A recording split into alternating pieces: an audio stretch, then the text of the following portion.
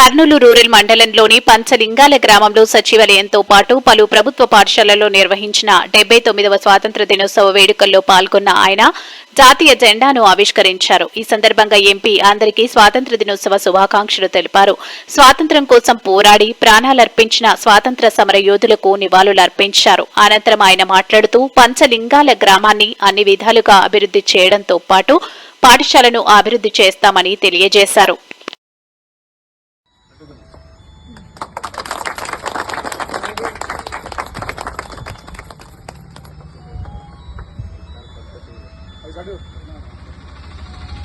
भारत माता की जय, भारत माता की जय, जय हिंद, जय हिंद।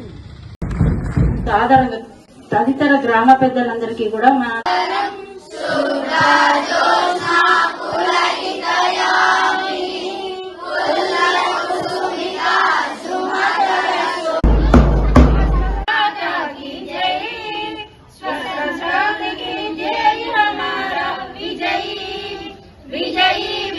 तिरंगा प्यारा झंडा ऊंचा रहे हमारा विजयी।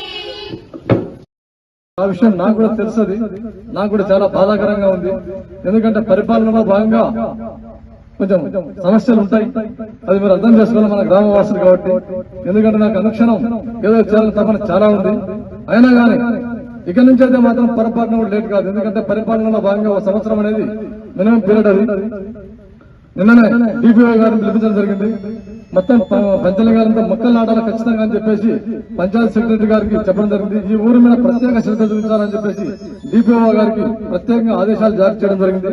కాబట్టి ఆయన కూడా శానిటేషన్ విషయంలో గ్రామంలో ఎక్కడన్నా కూడా ఇబ్బంది లేకుండా ప్రత్యేక చొరవ తీసుకోవాలని చెప్తే ఆయన మీ ఊరిని ఖచ్చితంగా ఆదర్శ గ్రామంగా చేసే వరకు వదిలిపెట్టండి సార్ అని చెప్పేసి పంచాయతీ సెక్రటరీ గారి ఆధ్వర్యంలో కూడా ఆయన గట్టిగా మాటించుకోవడం జరిగింది. కాబట్టి మీరు కూడా పంచాయతీ అధికారులంతా ఆ డిపిఓ గారిని వెంటబడి కానీ మీకు ఏమేమి కావాలో చేయించుకున్నటువంటి బాధ్యత మీకు కూడా కొంత ఉంటుంది. కాబట్టి మీరు ఎప్పటికప్పుడు ఆయన్ని ఫాలోఅప్ చేయండి. మీకు ఎక్కడ ప్రాబ్లం ఉంటే నేను మిగతా విషయాలు నేను అధికారులతో నేను చూసుకుంటాను. రెండో అంశం, ఎన్ఆర్జీఎస్ ఫండ్ కింద